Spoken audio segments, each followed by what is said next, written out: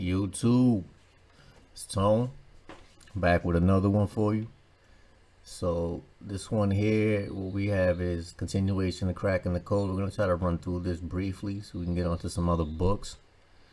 So this is cracking the code 3, 13th installment of that.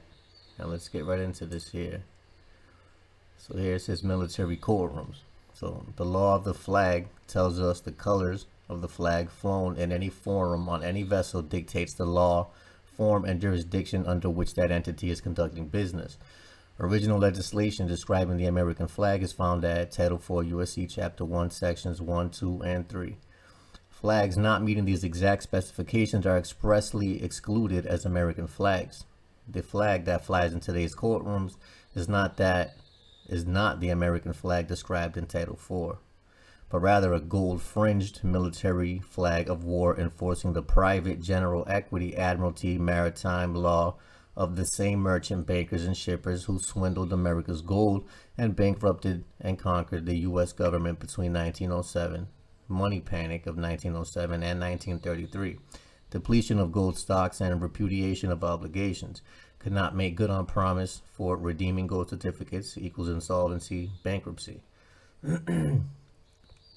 Placing of fringe on the national flag, the dimension of the flag and arrangement of the stars are matters of detail, not controlled by statute, but within the discretion of the president as commander-in-chief of the Army and Navy. American courtrooms are stacked with former military personnel, which are esquires, in the quest of military objective, mission statement of the Bar Association, doing battle with enemies, debtors, and the crown, the creditor, supposedly, right? And extracting war reparations, war contributions. That's what every time you pay on your W-2, W stands for war. So you're gonna keep getting your war theater if you keep paying on that W. So contributions, taxes from belligerents, which a lot of Americans are, whether they realize it or not, they're pretty fucking belligerent, ignorant, arrogant, a lot of shit, including myself. Okay, so American sureties in the field, battleground colonies. By law, any courtroom flying a military flag is a military courtroom tribunal under martial law rule. Admiralty is a unique jurisdiction in that it carries criminal penalties for civil offenses. The only jurisdiction where military might is employed to enforce private contracts under martial law. An accused is guilty until proven innocent, and a judge, a master of the ship vessel, rules summarily in an administrative proceeding without a jury, and it is done in traffic and misdemeanor cases in America. That shit is crazy, with no victims, right? And they're over here throwing people in jail with no actual victim. So in such matters, the customer has two choices. One, appear before a bench officer and attempt to prove himself innocent, or two, simply concede guilt and mail in the payment. Failure to convene, just tell them to send you the bill and discharge. Look, tell them to send you the bill, send that shit to the IRS, and watch what the fuck happens. So failure to convene a jury for felonies and certain other circumstances can make for too much bad publicity, and so is avoided.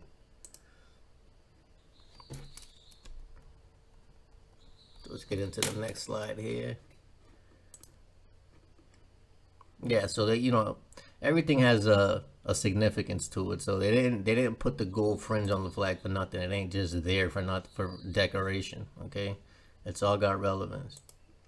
So conquest through commerce.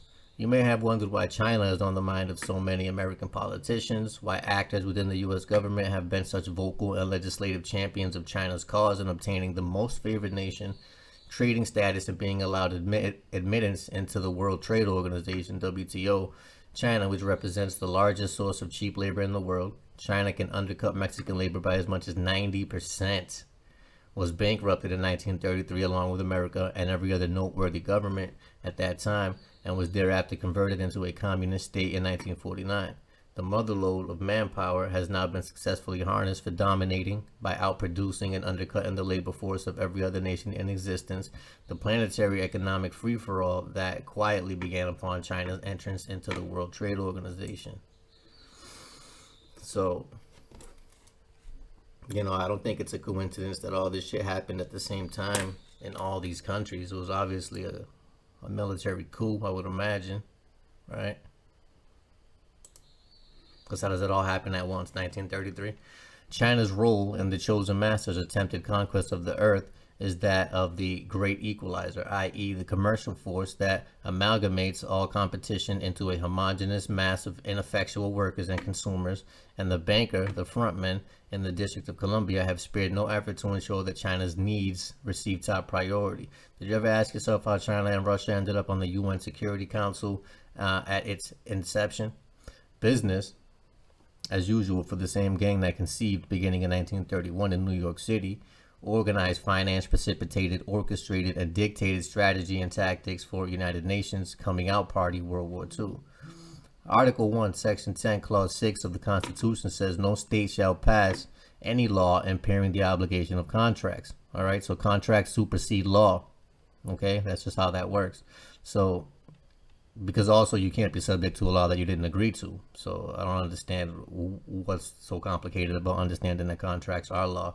So because treaties are voluntarily entered into, international contracts and the obligation of contracts is inviolate, which means it's unable to be violated. Treaties take precedence over the Constitution by default, and we are hopelessly mired into the entanglements of the political, military, ecological obligations that DC-based executive superstructure has decided is good for us, i.e. enforcement of the will of its masters, the owners of the Federal Reserve notes.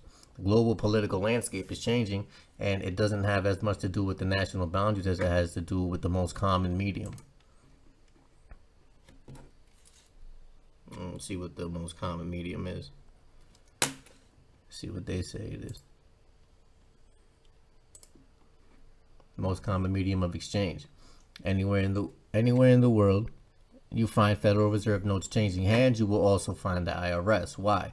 IRS is a private, Puerto Rico-based intelligence gathering, accounting, and collection agency responsible for policing the travels of every single Federal Reserve note in existence and penalizing, fining anyone that comes in contact with one of these things because they own it. It's private monopoly money, and you want to use it, you got to pay a tax on it. That's just how that shit works. Or use gold or make your own fucking money.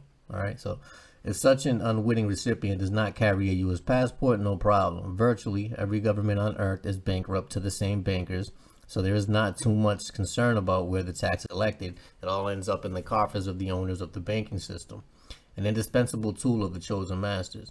A major turning point in history of Western civilization was the gory, one-sided Battle of Hastings in 1066 AD, wherein a tranquil English society was forever transformed by an invasion of barbarians under the tyrant William, Duke of Normandy, William the Conqueror, a pawn of the chosen masters. The most significant aspects of the conquest were those in the field of law. Anglo-Saxons were stripped of rights and privileges they had enjoyed for 300 years. An effective dictatorship was established, with William collectivizing the executive, legislative, and judicial branches of government under his solitary control. Lastly, but possibly the most detrimental, long-term consequence of all was the introduction of Norman French attorneys, who brought with them a new language that destabilized the fabric of society and made legal mincemeat of the defenseless Englishman, unlearned in the new French dialect. Law French, the corrupted form of the Norman French language that arose in England in the centuries after William the Conqueror invaded England in 1066, and that was used for several centuries as the primary language of the English legal system. Black 7th. So all the foregoing are classic tactics and stratagems of the legal masters of the world, a modus operandi, which is a MO, the mode of operation that reappeared in America. The land of the free and the home of the brave has more people in prison per capita than any other country. Former rights privileges are now crimes. And it even says in the Constitution a right cannot be converted into a crime.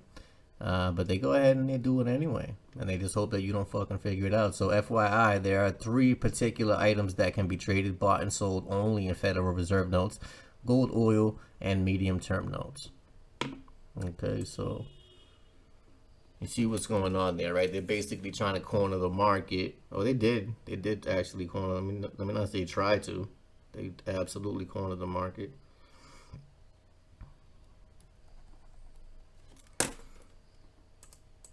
So what do we got? World domination through deceit. The tradition of deceit and treachery has not faded with time, and the importance of the role of Norman French attorneys, king esquires in the ongoing subjugation of mankind cannot be exaggerated. Corporations, artificial creatures of the state operating under statutory law, are under the exclusive control of attorneys who have the final word in all corporate activity and legal matters. Flesh and blood, men and women, on the other hand, speak and act for themselves under the common law. However, based on the duplicitous use of people's names, meaning that they, when they created your fake name to duplicate, the use of people's names corrupted into a corporately colored all capital letter format, judges and attorneys have justified proceeding against trusting, unwary victims as though they were a corporation, and have convinced virtually all Americans and the bulk of the rest of mankind by species, behavior, deliberate omission of the truth, and official insistence upon contrived falsehoods that they require an attorney and are bound by the same codes and statutes as other corporations, and are therefore no different than an inert, which is something that is just there, abstract corporation, slave of the state. John Quincy Public, naively believing that the Honorable Judas S. Squire, that's a fake ass name, would never mislead him. Now dutifully, pretty much just talking about the lawyer, Judas Esquire. Oh, okay, I see what they did there with that. So Judas, all right, so, which is the Jews, right? So would never mislead him. Now dutifully seeks an attorney in virtually all legal matters, voluntarily cementing his enslavement as a ward of the court and a person of unsound mind. What you gotta be like. And mind you, I was there too for a long time, a large part of my life. I was ignorant and definitely of unsound mind, like, because I wasn't introduced to any of this information, so it does put you at a disadvantage ultimately to not know this.